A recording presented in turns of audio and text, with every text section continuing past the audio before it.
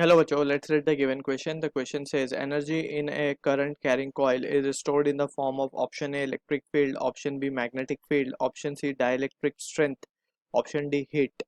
So basically we need to find के energy क्या form में स्टोर होती है इन अ करंट कैरिंग कॉइल. सबसे पहले तो हमें ये समझना होगा कि जो करंट कैरिंग कॉइल होती है उसे हम इंडक्टर कहते हैं बेसिकली. ठीक है.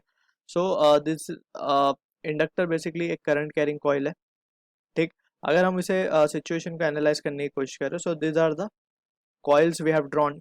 और अगर ये कॉइल को हम किसी बैटरी सोर्स के थ्रू कनेक्ट करते हैं with a switch and some resistance in the circuit let's say. So ये जो कॉइल है, यहाँ पे जो कॉइल्स हमने turn number of turns show किए, दीज आर द कॉइल्स, और इसे ही हम इंडक्टर कहते हैं. ठीक है. सो इंडक्टर में बेसिकली होता क्या है, इंडक्टर में एक मैग्नेटिक फील्ड क्रिएट हो जाती है because these are the current carrying circular coils, right. अब यहाँ पे this is the positive potential, this is negative, and let's say battery का वोल्टेज है V जो एक्सटर्नल करंट सप्लाई करेगी यहाँ पे, दैट इज I. सो यहाँ पे होता क्या है एक्चुअली, जब ये करंट सप्लाई होता है यहाँ पे, ठीक. सो कॉइल के अंदर से जब करंट पास होता है, सो एक magnetic field is getting created inside the field, inside the coil. So this magnetic field flux basically यहाँ पे हम शो कर रहे हैं. सो एक मैग्नेटिक फ्लक्स क्रिएट हो जाएगा कॉइल के अंदर. सो ये इंडक्टर का अगर लेंथ हम मान लेते हैं, लेट सपोज L है, और जो इसका इंडक्टेंस वैल्यू है इट इज कैपिटल L. अब यहाँ पे एक्चुअली इंडक्टर का काम क्या होता है, इंडक्टर में जब जब कभी भी यहाँ पे current in the circuit gets increase, current बढ़ना जब स्टार्ट होता है, सो ये जो इंडक्टर है ये अकॉर्डिंग टू लेंज लॉ एक बैक ईएमएफ क्रिएट करता है. ठीक है. जिसका formula it is given by E equals to minus L di/dt.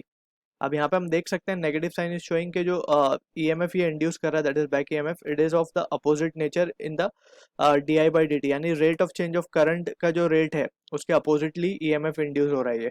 ठीक है ना. यहाँ पे अभी जैसे हम देख सकते हैं इनिशियली जब हमने स्विच को ऑफ मतलब मीन्स करंट को ऑन किया है हमने बेसिकली यहाँ पे, सो यहाँ पे हम देख सकते हैं करंट की वैल्यू इंक्रीज होगी in the circuit, and that increase will be opposed by this inductor, और ये एक बैक ईएमएफ क्रिएट कर देगा that is E. Alright.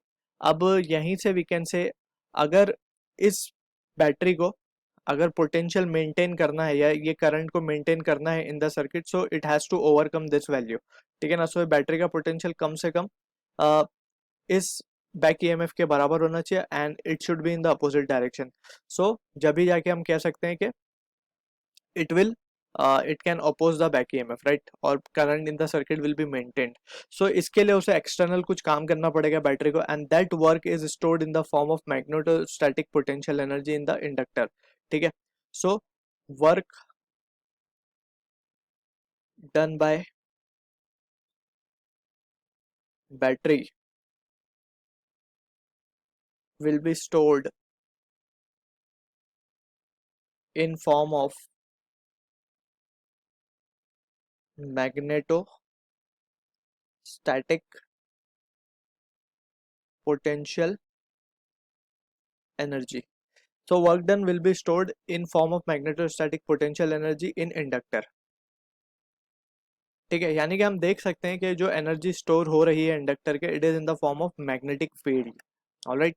So यहाँ पे जो एक्सप्रेशन मिलता है हमें एनर्जी स्टोर्ड का दैट इज U, और वो U का कब आएगा, जब वर्क डन करेगी बैटरी. ठीक है ना. वही वर्क डन तो कन्वर्ट होता है एनर्जी में. सो इट इसका एक्सप्रेशन जो आता है इट इज हाफ Li².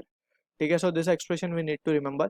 जो एनर्जी स्टोर होती है in the form of magnetic field it is half Li². L यहाँ पे सेल्फ इंडक्टेंस है of the coil, I is the current flowing in the circuit. So अगर हम options को देखें, सो वी कैन से हमारे जो ऑप्शन बी है it's the answer to the question. I hope you understood the solution. All the best.